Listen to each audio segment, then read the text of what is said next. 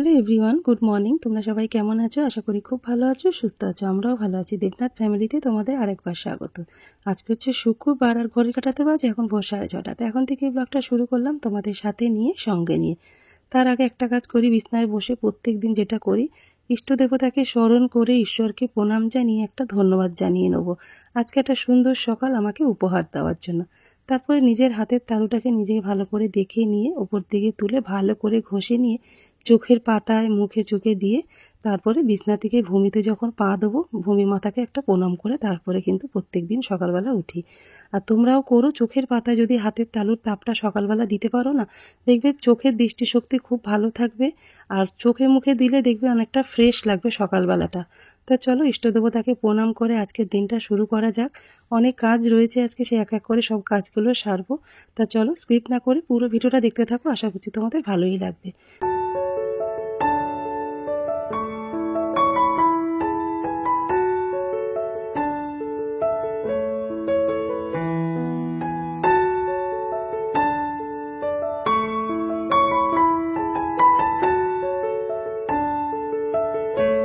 সকালবেলার ফুল এনার্জি নিয়ে সংসারে কাজকর্ম করতে লেগে পড়েছি। এখন শুধু দৌড়ানোর পালা, এ ঘর থেকে ও ঘরে, ও ঘর থেকে এই ঘরে। যত ভালো আমি দৌড়াতে পারবো তত ভালো কিন্তু প্রথম স্থান আমি অর্জন করতে পারবো। মানে খেলা স্পোর্টসের মতন বলতে পারো। কিন্তু এই খেলা যতই ভালো দৌড়ে না কেন, এই খেলায় কিন্তু কোনো রকম তুমি পুরস্কার পাবে না। এটা বিনা পুরস্কারেই তোমাকে খেলাটা খেলতে হবে। সকালে যখন ঘুম থেকে উঠি না, চারিদিকটা বিছনায় বসে বসে চারিদিকটা দেখি, দেখে দেখে নিজে ভাবতে থাকি জানো, যে এত কাজ আমি কখন করব, ঠিক সময় মতন পুজোও দিতে হবে, রান্নাবান্নাও করতে হবে, ব্রেকফাস্ট বানাতে হবে, ভিডিও এডিটিংয়ের কাজ থাকে, ভয়েস ওভার দেওয়া থাকে, বলতে পারো মিলিয়ে মিশিয়ে মাথাটা সকালবেলা একদম ঘেটে থাকে জানো তো।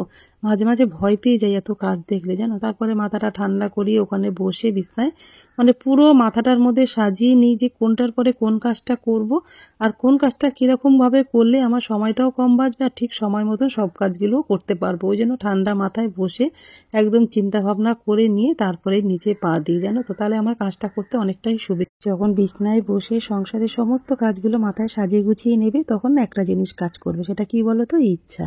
সেই ইচ্ছা আর বুদ্ধি, তোমার মাথায় যেগুলো সাজিয়ে নিলে সেটা তো বুদ্ধি, তার ইচ্ছা আর বুদ্ধি থাকলেই কিন্তু তুমি সংসারটাকে সুন্দর করে কাজগুলো করে নিতে পারবে। তখন মানে প্রথমেই উঠতে গেলে যেই কাজগুলো দেখে তোমার ভয় লাগছিল, এখন কিন্তু তোমার সেই আর ভয়টা লাগবে না। মানে ইচ্ছা ভয়টাকে কিন্তু একদমই মেরে ফেলবে। তা দেখো, ঘরের সমস্ত কাজ কিন্তু একটু গুছিয়ে রেখে আমি চলে আসলাম ডাইনিংয়ে একটু মানে টিভি ক্যাবিনেটটা ভালো করে ঝেড়ে মুছে একটু পরিষ্কার করে নেবো। আর যেটা তোমাদেরকে দেখাচ্ছি ওটা হচ্ছে আমার ছেলে আর মেয়ের ছবি জানো তো। কি করে যে অত তাড়াতাড়ি আমার ছেলে মেয়ে দুটো বড় হয়ে গেল সেটাই বুঝতে পারি না। মাঝে মাঝে যখনই পয়সা করতে আসি ফটোর দিকে এক ঝলক একটু তাকিয়ে দেখে নিচ্ছি, সেই ছোট্ট বাবু মনা আজকে তারা মা হয়ে গেল, ছেলে এত বড় হয়ে গেল, সেটা ভেবেই অবাক লাগে যে না, আমাদেরও বয়সটা তাহলে একটু বাড়ছে, তাই না বলো? মানে আর আমরা ইয়াং থাকতে পারবো না, আমরা বয়স্ক খাতায় নাম দিয়ে ফেলেছি। কিন্তু তোমাদের সাথে কথা বলতে বলতে ঘরের কিন্তু অনেকটা কাজই আমি কমপ্লিট করে ফেলেছি। টিভি ক্যাবিনেটটা উপর থেকে নিচ পর্যন্ত দেখো ভালো মতো মুছে নিলাম, নিয়ে এবার ঘরগুলো মুছে নিলে ব্যাস মোটামুটি ঘরের কাজগুলো কিন্তু কমপ্লিট হয়ে যাবে। সকাল থেকে বাড়িতে একা একা থাকি তো কারোর সাথে কথা বলতে পারি না, একদমই ভালো লাগে না জানো। আমি না কথা বলতে হাসি মজা করতে ভীষণ ভালোবাসি, সেটা তো এখানে কোনোভাবেই সম্ভব হয় না। ওই ভিডিওর মাধ্যমে যতটুকু কথা তোমাদের সাথে বলতে পারি ততটুকুই যেন আমি ভালো থাকতে পারি জানো তো। এখন তো যত দিন যাচ্ছে ততই কিন্তু মানুষের জীবন থেকে কথা হাসি মজা হারিয়ে যাচ্ছে, ততই কিন্তু মানুষের অসুস্থ হয়ে পড়ছে আর ডিপ্রেশনে ভুগছে। আগেকারের মানুষরা কিন্তু দেখবে অসুস্থ আর ডিপ্রেশনে কিন্তু একদমই পড়তো না। কেন বলতো? তারা কিন্তু মন খুলে কথা বলতে পারতো একে অপরের সাথে, এখন যেটা একেবারেই সম্ভব হয় না। বেশিরভাগ মানুষই তো একা একা থাকে আর দূরে দূরে থাকে, কারোর সাথে কে কথা বলবে বলো তো? কারো তো সময় আছে? এখন তো মানুষ অত ব্যস্ত হয়ে গেছে, কিন্তু ওষুধের মতন কিন্তু আমাদের শরীরে কাজ করে কথা হাসি মজা জানো তো। ঘরের কাজ কমপ্লিট করে দেখো ছাদে চলে এসছি এক গামলা জামা কাপড় নিয়ে, এগুলো একটু রোদে বসে না একটু কাচাকুচি করে নেবো। আর না, হাতে কাচা না আমার একটু নেশা বলতে পারো জানো তো। মাঝে মাঝে একটু না কাচলে একদমই ভালো লাগে না। জানি এগুলো আমার মেশিনে দিলেও কিন্তু কাঁচা হয়ে যেত, কিন্তু ওই যে নিজেকে ভালো রাখার একটা চাবিকাঠি বলতে পারো। এই কাজের মধ্যে থাকি বলে নানা রকম সংসারে অনেকটা নিজেকে ভালোও রাখতে পারি জানো তো। ওই যে নাইলে তো একা হয়ে যাবো একদম, কি নিয়ে থাকবো বলো তো? যদি কারোর সাথে কথাও না বলতে পারি, কাজও না করি, সবই যদি মেশিন কাজ করে দেয়, তাহলে আমরা তো আরও অসুস্থ হয়ে পড়বো, তাই না বলো? ওই জন্য মাঝে মাঝে এই কাজগুলো আমি নিজের হাতে করতেও ভালোবাসি। তা দেখো অনেকগুলো জামা কাপড় নিয়ে এসছে, যেগুলো রাফ ইউজ করি না সেগুলো দুদিন পর পর ধুয়ে দিলে না এগুলো পরাও বেশ ভালো আর জিনিসগুলো পরিষ্কারও থাকে। তা চলো এক এক করে সমস্ত কাজগুলো করে নিই, তারপর পরে গিয়ে তোমাদের সাথে আবার কথা হচ্ছে।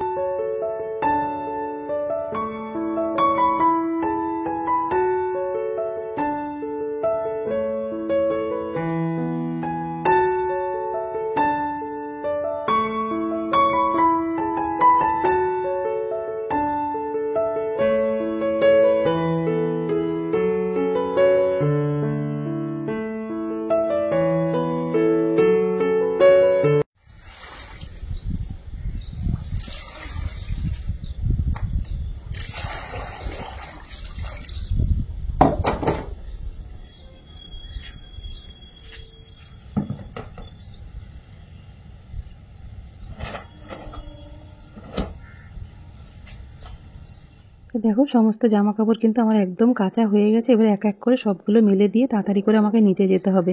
এইবার স্নান করে ঠাকুর ঘরে ঢুকবো। পুজোটা আজকে দিতে আমার অনেকটাই বেলা হয়ে যাবে জানো, এই কাজগুলো করতে এসছি না, মানে কাজ করতে বসলে না সেই সময়ের কোনো জ্ঞান থাকে না জানো তো, কখন যে সময়টা হাতের ফাঁক থেকে বেরিয়ে যায় সেটাই বুঝতে পারি না। দেখো সমস্ত জামা কাপড় কিন্তু আমি মেলে দিই।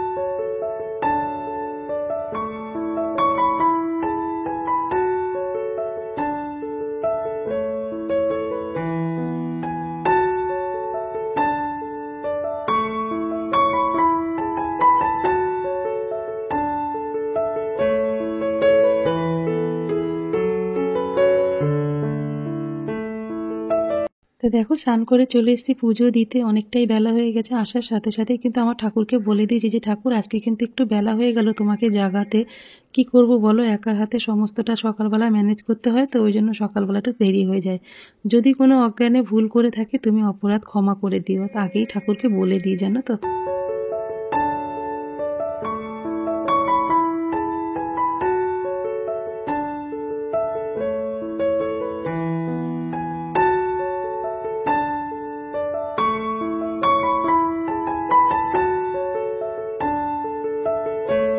পুজো দেওয়া আমার একদম হয়ে গেছে, আজকে অনেকটাই বেলা হয়ে গেছে পুজো দিতে। ঘড়ির কাঁটাতে বাজে দেখো 9টা, সবে পুজো দিলাম এখন। তো চলো এবার একটু চা বসি। বাইরে খুব হাওয়া দিচ্ছে জানো তো, ছাদে বসতেই পারছিলাম না, কাচতে গিয়ে এত ঠান্ডা লাগছিল আজকে।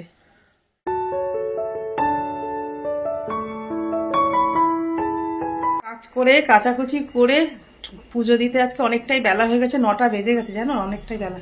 আর আজকে ভীষণ ঠান্ডা হাওয়া ছাড়ছে, মনে হচ্ছে আবার ঠান্ডা পড়তে পারে। আমি ভাবলাম ঠান্ডা মনে হয় চলে গেছে, কিন্তু না, আজকে একটু বেশ ঠান্ডা ঠান্ডা লাগছে, খুব একটা গরম লাগছে না আজকে। কাজ শেষ করে ফেলেছি, কিন্তু না শেষ না, এখনো প্রচুর কাজ বাকি রয়েছে। ঘরটা আজকে না একদম ফ্রেশ লাগছে, দেখো করে ফেলেছি।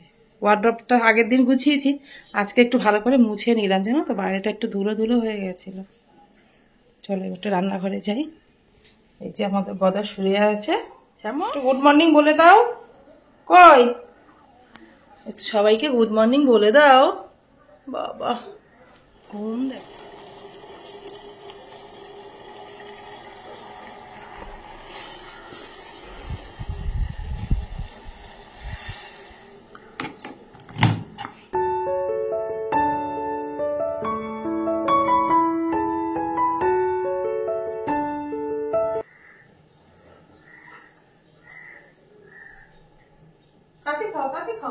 হ্যাঁ কথা শোনে খুব, বাদাম বিস্কুট একা একাই খেয়ে নিচ্ছে।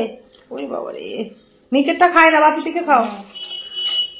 তো দেখো নিজের জন্য একটু চা করে নিয়েছি, এবার 10 মিনিট মতন বসে চাটা কিন্তু আরাম করে খাবো। এই 10 মিনিট টাইম দিতে নিজেকে কিন্তু আমি কোনো দিনই ভুলি না, যতই কাজ করি না কেন এই 10 মিনিট টাইমটা কিন্তু একদমই আমার নিজের, এটা সবাইকেই দেওয়া উচিত। স্যামেরও খাবারটা দিয়ে দিয়েছে, ও আজকে দুষ্টু করেনি, নিজের মতন করেই খাবারটা কিন্তু খেয়ে নিয়েছে। তো ঘরটার পরিষ্কার করে নিয়ে এবার নিজের জন্য চা করে খেতে না বেশ ভালো লাগে, চারিদিকটা বেশ পরিষ্কার পরিচ্ছন্ন আছে না, বেশ ভালো লাগে জানো তো। শুধুমাত্র নিজের ইচ্ছার বুদ্ধি দিয়েই নিজের সংসারটাকে সুন্দর করে গুছিয়ে পরিপাটি করে রাখার চেষ্টা। চা খাওয়া হয়ে গেছে, দেখো রান্নাঘরে চলে এসেছি। কি কি রান্না করব তোমাদেরকে এক ঝলক দেখিয়ে দিই। কালকেই নিয়ে এসে জানো তো পটলগুলো, আজকে একটু রান্না করে বানাবো হচ্ছে ধনে পাতা পটল। পটলের দোরমা বা পটলের তরকারি অনেক রকমেরই খেয়েছো, কিন্তু ধনে পাতা পটল আজকে আমি বানাবো। তা চলো সেই রেসিপিটাই তোমাদের সাথে আজকে শেয়ার করবো। তো পটলগুলো চলো ছাড়িয়ে গোটা গোটাই থাকবে সেইভাবে কেটে নেবো পটলগুলো।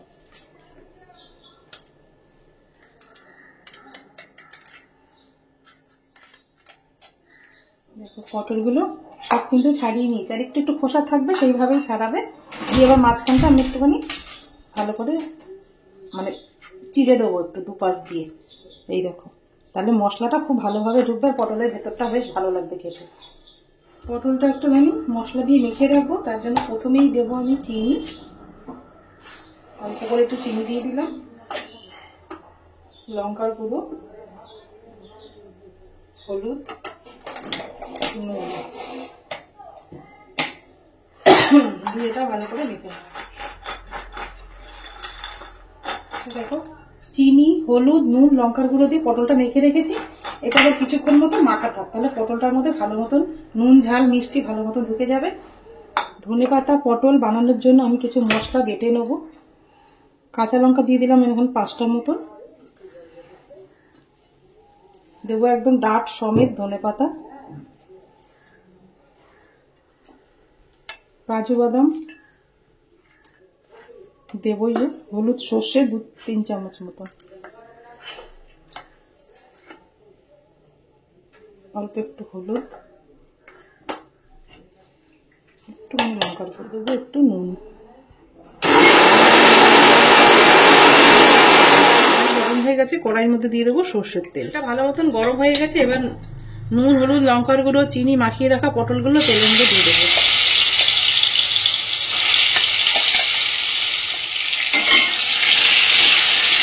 পটলগুলোকে ভালো করে ভেজে নেব। দেখো পটলগুলো কিন্তু ভালো মতন ভাজা হয়ে গেছে, এবার পটলগুলো একটু সাইজ করে দেবো, দেবো একটুখানি কালো জিরে। এটা ভাজা ভাজা হয়ে গেছে, এবার মিক্সার জারে যে মশলাটা করে রেখেছি, ধনেপাতা, কাজু বাদাম, কাঁচা লঙ্কা, হলুদ, নুন, লঙ্কার গুঁড়ো, সেগুলো দিয়ে দেবো।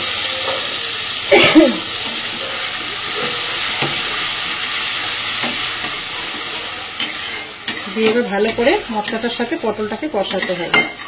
দেখো পটলটা থেকে কিন্তু তেল ছেড়ে দিয়েছে, এই সময় আমি দিয়ে দেবো একটু মিষ্টি। মিষ্টি না দিলে না ভালো লাগবে না, নিরামিষ রান্না তো। আর অল্প একটু নুন লাগবে, আমি একটু স্বাদ মতো লবণ দিয়ে দেবো। ব্যাস মশলা দেওয়া একদম কমপ্লিট।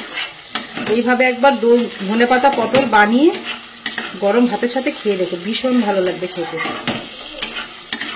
এই যে কালারটা কি দারুণ এসছে না? আর একটু কষে গেলে মশলা ধোয়া জলটা দিয়ে দেবো। ওটা কিন্তু ভালো মতন কষে গেছে দেখো, এই সময় আমি দিয়ে দেবো 2 কাঁচা লঙ্কা, আর এই যে মশলা ধোয়া জলটা দিয়ে দেবো।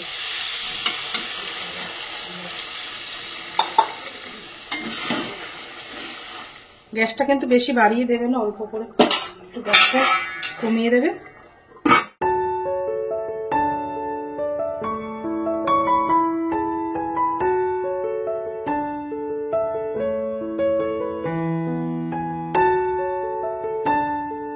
পটল কিন্তু আমার রান্না একদম হয়ে গেছে। রেসিপিটা তোমাদের কেমন লাগলো কমেন্ট করে কিন্তু জানিও। সাজানোর জন্য মাঝখানে একটু ধনেপাতা দিয়েছি, দেখতেও ভালো লাগছে আর খেতে তো অবশ্যই ভালো হবে, সেটা খাওয়ার পরেই তোমাদেরকে বলবো। কি শরীর কেমন? হ্যাঁ মুখ চুখ শুকিয়ে গেছে কেন? খাসনি? রান্না হয়ে গেছে, এবার আমি একটু উচ্ছে আলু ভাজবো, তার জন্য দেখো কড়াইয়ের মধ্যে সর্ষের তেল দিয়ে দিলাম। এর মধ্যে দেবো একটুখানি কালো জিরে, দেবো একটা শুকনো লঙ্কা, নুন হলুদ মাখিয়ে রাখা উচ্ছে আলু আর পেঁয়াজ একসাথে মেখে রেখেছিলাম, সেটা দিয়ে দিলাম। ভালো করে ভাজা ভাজা করে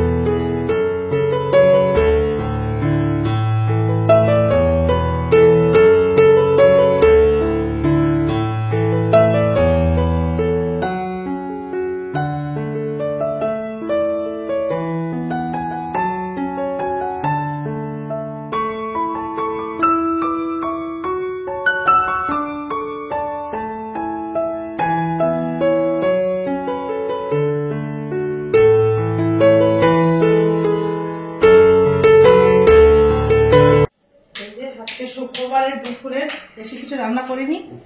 ধনে পাতা, পটল আর হচ্ছে উচ্ছে আলু ভাজা, আর কালকে আর মাছ ছিল দুটো, বাবুর আর দেবনাথ বাবুর জন্য একটু ঝাল করে নিয়েছি। আর কিছু রান্না করিনি আজকে। চলো, গরম গরম ভাত আছে, ছেলে ঘি দিয়ে খেয়ে নেবে। একটাও বাজেনি এখন, 5 মিনিট বাকি।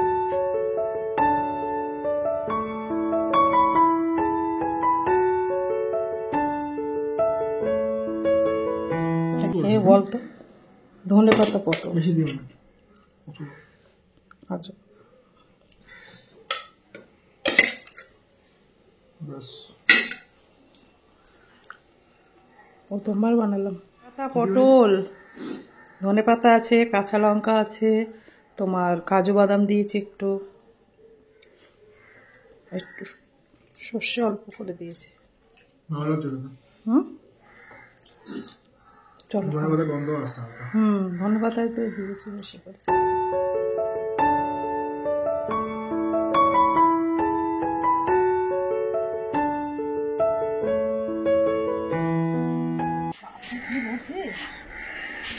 গরম করতে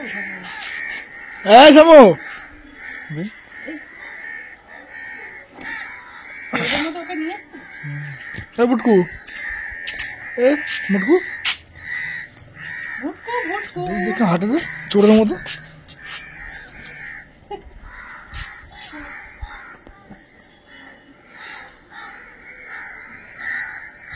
যাচ্ছ তো নাকি পরে নিচে চলে যাবে? কেমন আস্তে হাট।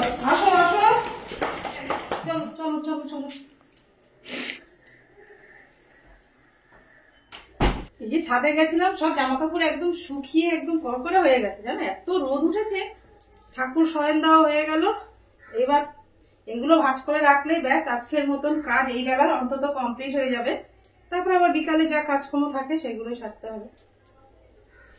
এগুলো এক এক করে সব ভাঁজ করে জায়গার জিনিস জায়গায় রেখে দিলে না, তাহলে ঘরটা বেশ পরিষ্কার পরিচ্ছন্নই থাকবে, পড়ে থাকবে।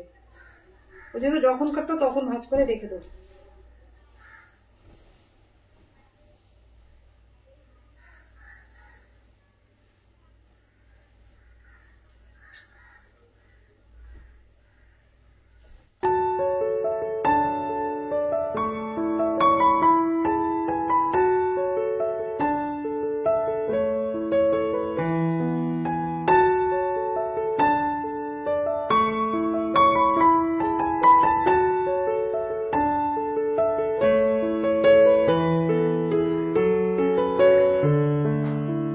জিনিস জায়গায় কিন্তু একদম রেখে দিয়েছি।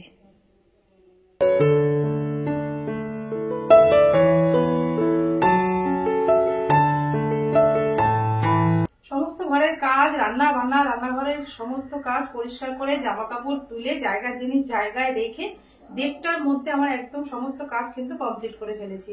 আজকের বলো 6:30টায় সেই উঠেছি, আর 1:30টার মধ্যে থেকে কতটা কাজ করা যায়। যদি একটু ভোরবেলা ওঠা যায় না, প্রচুর কাজ করা যায়, প্রচুর কাজ মানে সময় মতন গুছিয়ে সুন্দরভাবে করা যায়, জানো তো। কোনো কাজ কিন্তু আমার বাকি নেই, শুধু বিকালবেলা যেরকম সন্ধ্যে দেওয়ার আগে আমার ঘরের কাজ থাকে সেটাই করতে হবে। এছাড়া সব কাজ আমি কমপ্লিট করে ফেলেছি। আর তোমরা যদি ধনেপাতা পটল না খেয়ে থাকো, আমি তোমাদের কথা দিচ্ছি একবার অন্তত খেয়ে দেখো, ভীষণ ভালো লাগবে, একটু নিরাশ হবে না। মানে দুর্দান্ত খেতে হয়েছে, নিজের রান্না নিজের প্রশংসা না করে আর পাচ্ছি না। মানে কি বলবো, আমি ওই দিয়ে শুধু ভাত খেয়েছি, আর বাবুর আর ওর বাবার জন্য শুধু মাছ রান্না করেছি, ওটা দিয়ে পুরো ভাত খেয়ে নিয়েছি। ভীষণ ভালো হয়েছে, ভীষণ ভালো হয়েছে। আর সকাল 6:30 থেকে যে ব্লগটা শুরু করেছিলাম, এই দুপুর 1:30 পর্যন্তই রাখলাম। যদি তোমাদের আজকের ব্লগটা কিছু ভালো লেগে থাকে, অবশ্যই লাইক কমেন্ট শেয়ার করো। আমার চ্যানেল নতুন হলে অবশ্যই সাবস্ক্রাইব করো।